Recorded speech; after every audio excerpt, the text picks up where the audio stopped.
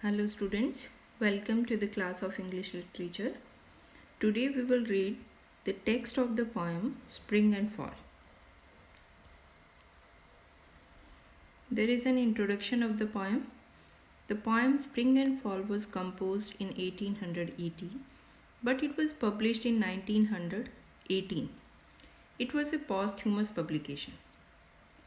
Spring and Fall, a widely anthologized English lyric, is composed by Gerard Manley Hopkins.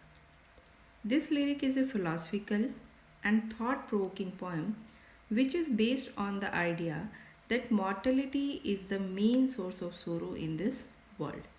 The poem is addressed to a young girl whose name is Margaret, who is crying. The speaker decides that she is crying because all the leaves in the forest of Golden Grove have died and fallen off the trees. The speaker tells the child that as she gets older, she might not notice or cares as much, but he also says that crying over the fallen leaves means something else. It shows that Margaret is starting to think about mortality and, yes, her own eventual death. So, this poem is about death and it is addressed to a young girl, Margaret. We can say the poem is about spring and fall, youth and age, and life and death. The ultimate reality of human existence is death, and this is the main theme of the poem. The central idea of the poem is that mortality is the main source of sorrows in this world. The poem begins with a question. Poet says, Margaret, are you grieving over Golden Grove unliving? The speaker asks the young child, whose name is Margaret, if she is feeling sad about the leaves falling off the trees in a forest, which he calls Golden Grove. The title Golden Grove is used for forest. This word has a very magical, fairyland kind of sound to it, and here G sound is repeated, which creates a sweet alliteration. Golden Grove. The first two lines are rhyming. Grieving is rhyming with unliving. Unliving is a kind of strange word here. It's a word that Hopkins has created to describe the leaves falling off the trees. It is just like undressing, but the word is used for trees, that's why it is called unliving. It sounds like the kind of made up word a young child might use. So there is a question to a young child, Margaret, that why she is crying. What is the reason of her cry, and is it that she is crying over the falling of leaves of Golden Grove forest?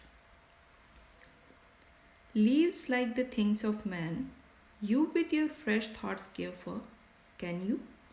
The speaker says that Margaret, because she is young and innocent and has such fresh thoughts, is able to care about the leaves as well as about the things of men. In other words, we can say that Margaret cares just as much about small tragedies in nature as she does about bigger human problems. क्योंकि Margaret एक छोटी बच्ची है, तो जो small things है nature की small tragedy जैसे पत्तियों का गिरना है ऑटम सीजन में, वो भी उसके लिए उतनी ही बड़ी ट्रेजिडी की तरह है जैसे कि ह्यूमन बींग्स की लाइफ में ट्रेजिडीज होती हैं. There is no comma or any other kind of punctuation at the end of line 3 after you. The grammatical sentence just continues straight across that line break. When reading this out loud, we cannot pause at the end of line at all. We read you with your fresh thoughts. When a sentence continues after a line break like this with no punctuation at all, it is called an enjambment. The phrase at the end of line 4 is can you. follows what seems to be declaration. It's more helpful to read this can you as don't you. Margaret, you care just as much about those leaves falling off as you do about your family's health, don't you? Ah, as the heart grows older, it will come to such sights colder. By and by, no spare a sigh. The speaker says that Margaret won't react with the same kind of sympathy when she gets older. कि Margaret जब बड़ी हो जाएगी तो वो उतनी sympathy इस तरह की चीज़ों के साथ शो नहीं करेगी. As the heart grows older, it will come to such sights colder. Of course, it is not Margaret that is mentioned here, but the heart. This is just using a part of body to represent the whole of the person and his or her attitude. So here a literary device is used which is called synecdoche. Heart word is used to represent Margaret. So when we use a part of body to represent the whole person, it is called synecdoche. The speaker wants to say that Margaret the person will, as she ages, become colder to sights like the leaves falling from trees. Though worlds of when would leave me lie, and yet you will weep and know why. With these lines, the speaker continues the same sentence he started in lines 5 to 7. When Margaret is older, she won't sigh over dead leaves, even if whole heap of leaves are laying at her feet. कि उसके सामने पूरा एक ढेर पड़ा होगा गिरी हुई पत्तियों का, but she will not react. Venwood just means dead leaves or bark, but it also suggests sickliness and disease. The word ven means pale, and leaf meal means the dead leaves are laying in a scattered, disorganized way, kind of like the word piecemeal.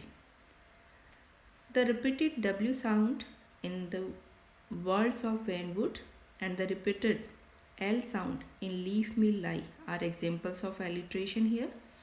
The speaker says that even though Margaret won't cry over whole heap of dead leaves when she is older, she will still weep. कि Margaret बाद में पत्तियों के गिरने पर नहीं रोएगी, लेकिन फिर भी वो क्या करेगी? She will weep. The exact meaning of know why is ambiguous at this point.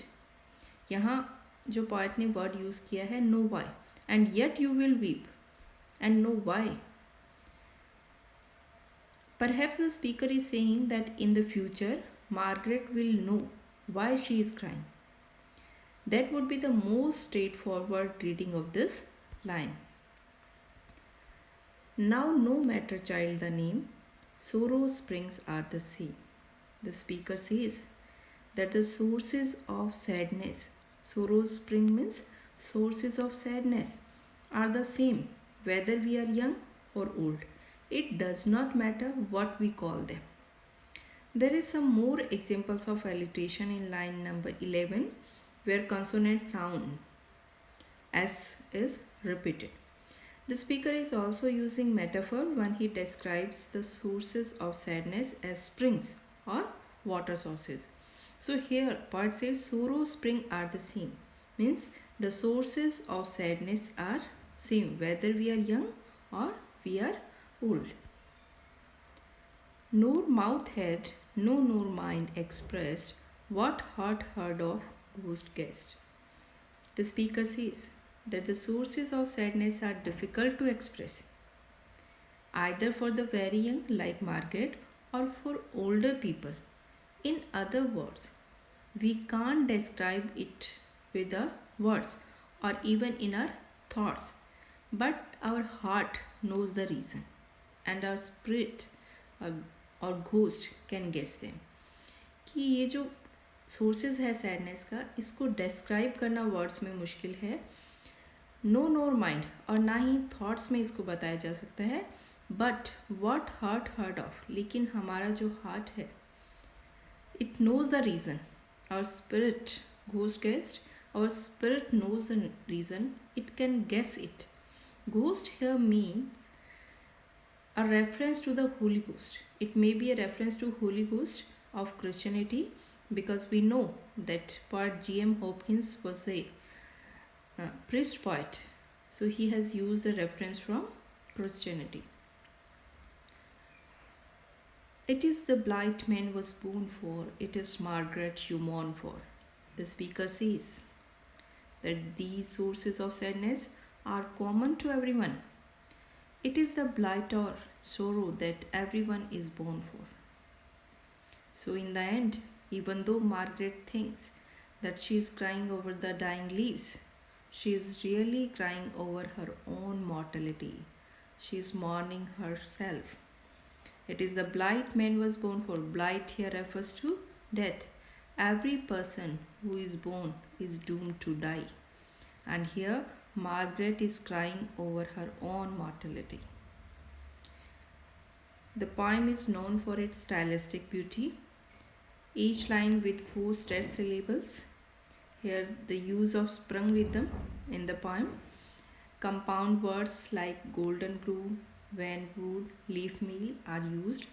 There is use of alliteration in the words will weep, ghost guest, heart hard, etc.